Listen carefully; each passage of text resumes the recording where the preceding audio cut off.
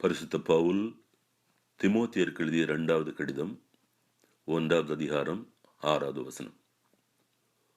உன் மீது என் கைகளை வைத்து திருப்பணியில் அமர்த்திய போது உனக்குள் எழுந்த கடவுளின் அருள் கொடையினை தூண்டி எழுப்புமாறு நினைவுறுத்துகிறேன். கைகளை வைத்து ஆசீர்வதிப்போம். கரங்களை ஒருவரை ஒருவர் வரவேற்பதற்காக, நட்பை வெளிப்படுத்துவதற்காக பயன்படுத்துகிறோம். ஆனால் கரங்கள் ஆசீர்வாதத்திற்காகவும் பயன்பட வேண்டும் என்பது மறந்துவிடக்கூடாது. கரங்கள் ஆசீர்வாதத்திற்காக என்பதை பவுல் நினைவுபடுத்துகிறான். தன் அன்பு சீடன் போன்ற தீமோத்தேயுவின் மேலே அவன் கரங்களை வைத்ததை சொல்லி, உன் மீது என் கைகளை வைத்து திருப்பணியில் அமர்த்திய போது உனக்குள் எழுந்த கடவுளின் அருள் கொடையினை தூண்டி எழுப்புமாறு நினைவுறுத்துகிறேன். கடவுள் நமக்கு கோழை உள்ளத்தினை அல்ல, வல்லமையும் அன்பும் கட்டுப்பாடும் கொண்ட உள்ளத்தையே வழங்கியுள்ளார்.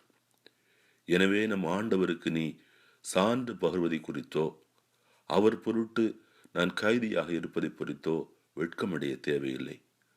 கடவுளின் வல்லமைக்கேற்ப நற்செய்தியின் பொருட்டு துன்பத்தில் என்னோடு பங்கு கொள் என்று சொல்கிறார். 6-8வது வசனங்கள். தேவனுடைய தேர்ந்தெடுக்கப்பட்ட மக்கள் விசுவாசத்திலே தங்கள் கரங்களை நீட்டி ஆசீர்வதித்ததை தான் வேதத்திலே பார்க்கிறோம். ஆதியாகமம் 48:15-16 வசனங்களை படித்து பாருங்கள். இஸ்ரவேல் ஆசீர்வதிக்கிறான்.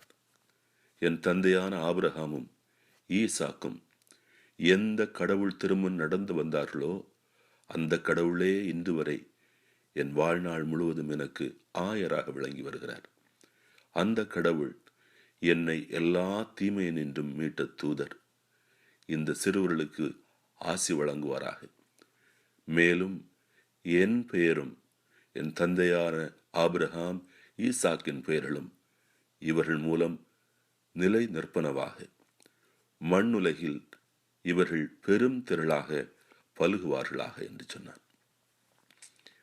பிள்ளைகளை இயேசுவின் கரங்களுக்கு மக்கள் கொண்டு வந்தார்கள் ஆசீர்வதிப்பதற்காக.